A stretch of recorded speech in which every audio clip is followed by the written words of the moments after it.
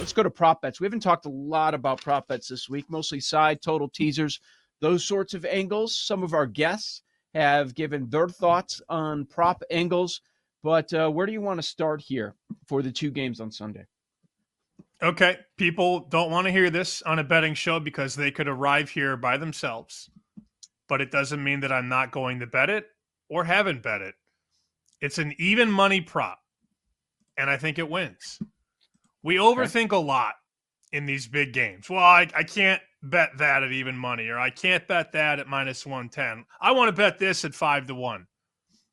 No, I'm good. I'll just bet Josh Allen to score a touchdown at any point in the game. It's going to happen. We all know it's going to happen, right? So that is my favorite prop. Again, not a hot take, not this grand admission, not that I've reinvented the wheel, but if you look at the market, BetMGM, title sponsor, has the best price on the planet right now. Even money, plus 100. If you look at the prop shop, there's a minus 105, minus 110, minus 15, minus 15, minus 120. What is stopping me right now from betting Josh Allen across the goal line at even money? I don't know what it is. The first one that I have is also Josh Allen related. It's a matter of which way do we want to go. I think that is a good look. I like that. My guess on people that bet on Allen props, majority will go with the yards, the rushing yards. I wouldn't do that, especially going up against Spags defense, and it's an elevated number. The best I see you can get is 47.5. But look at Allen in that Week 11 game, 12 rushing attempts for 55 yards.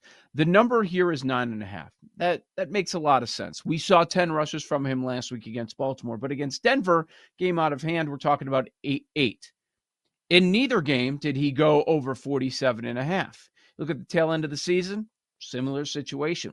They feel like they can set that number whatever because people are just going to take the Allen rushing prop over. So I would not go with the yards. I considered going over on attempts, but again, in a tight game last week, he just barely got there.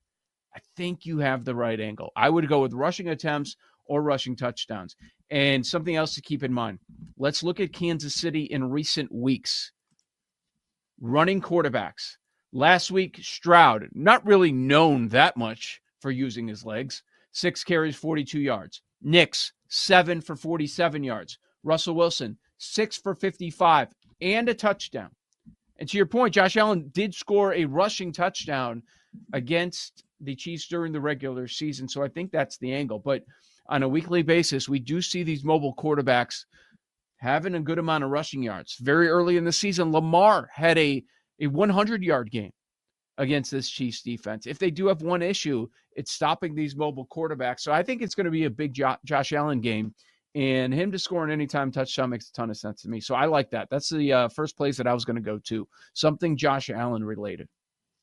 Last 4 playoff games for Allen, 5 rushing touchdowns.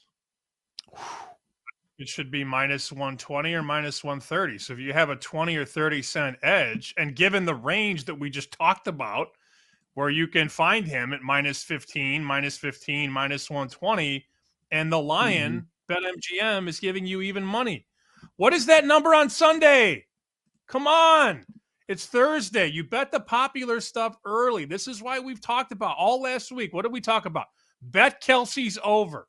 Even if it doesn't hit, you're going to get a better number. And we talked about 51.5, 52.5. All he did was catch balls up to 117 yards. You got to bet this stuff early. If you want to bet Josh Allen to score a touchdown on Sunday, you're probably not going to get even money. I think it's a good look. It's a good look. All right, let's look at some running backs. Obviously, I guess the conversation starts with Saquon because he's going over just about every single week. Right now, the range is 125 to 130.5, and Washington has a bad rushing defense. Saquon had 189 and 150 rushing yards in the 2 games against the Commandos. 4 rushing touchdowns. Are we doing anything with Saquon? Should we go 2+ touchdowns? Maybe. The market right now for most rushing yards this weekend is minus 300 on Barkley. Oh, come on. No, Yeah, I'm good. I'm looking around. Like, who could come close that's playing this weekend? Cook. But that's a tough matchup. I Yeah. know. I think Allen might have more rushing yards than Cook, honestly. But Allen's not going to get 100 rushing yards. I mean, that's the thing No, about he's not. Barkley. There will be people that bet him this week, that bet him over 127 and a half or whatever. And he'll finish with a $1.15 and they'll go, Saquon sucks, because your bet didn't win. Like that will Yeah. happen. You will have a Uh-huh. friend text you that Saquon sucks because he doesn't get over whatever number you need him to get over. It's funny how that works. But just to give you an idea of this market at MGM, Barkley minus 300 most rushing yards. The next guy is Cook at 12. Then Jaden Daniels at 14. Then Brian Robinson Jr. at 16. So they're basically telling you it's Barkley. Yep, they are. And it was interesting what Joe G had to say, that he doesn't expect Hurts to use his legs. And I bring that up because it makes me think of Saquon even more. Lately, he's been getting 30 touches in these games. Why hold back? It's the playoffs. And I just asked you about the 2+ touchdowns. You're not getting any value if you score an anytime touchdown at minus 220. But 2+, the best price in the market is BetMGM is plus 260. Is that worth anything? With the way A.J. Brown's going right now, apparently unhealthy, I would think that everything goes through Saquon, and it's a really good matchup. Is that the way to play it? I don't know. See, some people would tell you, like people that I know that bet a lot of money, they're not Mm-hmm. intimidated by laying minus 180, minus 220. They're not. And Yeah. let's have this conversation about the range. I use the prop shop every day. If you don't know what the prop shop is, you go to ftnbets.com, find the prop shop. Here are 3 numbers right now on Barkley to score a touchdown. And I can add the MGM number, which isn't up there for some reason. So let's see. MGM on Barkley to score a touchdown is minus 225. There's a minus 250, and there's also a minus 345. So 345. the minus Please don't bet it. 225 is, given the market, minus 225 is actually a bargain compared to minus 345. If you want to parlay it with something, fine. I'm not telling people to go, push things out of the way to lay 220, but guys I know lay 220, 250, 300 all the time if the real number should be higher. You know what I'm saying? Yep. Know exactly what you're saying. I was actually thinking about asking you that too, because you would lay $2 if you believe strongly in it. You think it's mispriced. You would lay $2. You've done that before. We've talked about it. I laid $2 on Henry to score a touchdown against Cleveland in the final week of the season. And it got hairy, but it hit. He scored twice. Tough matchup, but he didn't score in their first playoff game, right? No, that was not it. Yeah, it was. Yeah. He didn't because he slid. He should have, but he didn't. Yes. He went down at the 42 or whatever. And I mean, there was nobody in sight. And he slid. So he didn't score. Yep. If I had a book, against Green Bay. Okay. Where's let that me give number? you something. Let me give you something really square. I'm going to see if they'll let me do this at MGM. If MGM doesn't, somebody else will. A Barkley and Josh Allen touchdown parlay. Here we go. Plus 188.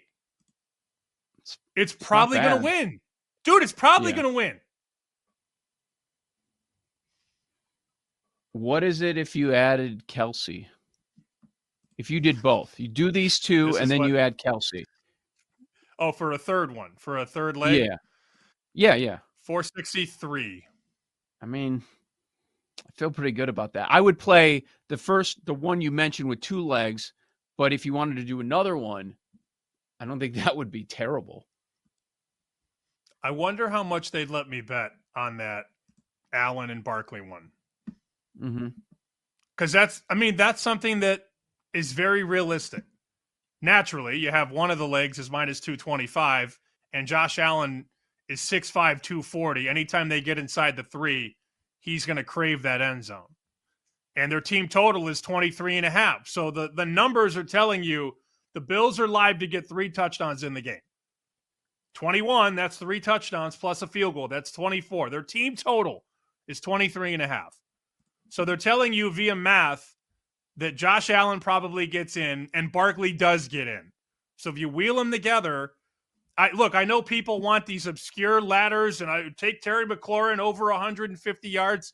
Why don't you just bet on the best players to do things that they always do? And we're getting plus money. So the payout's not bad either. That's not a bad idea.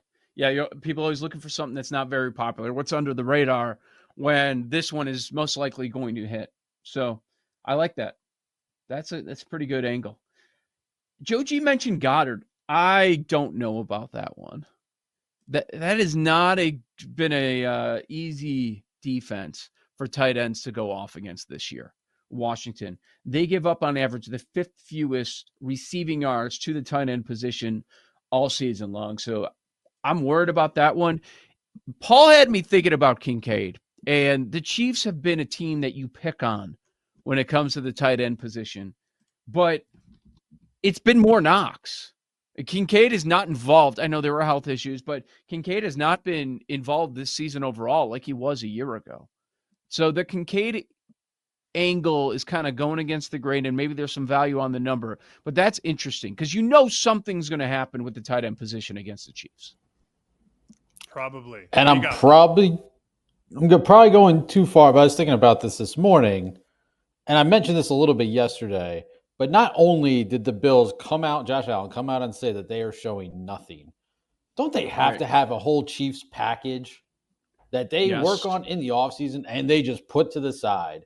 And now and granted, injuries played a part too. I thought about the Knox angle too, because you're getting more value on him or lower number, probably, because I feel like Kincaid is still regarded as their TE1.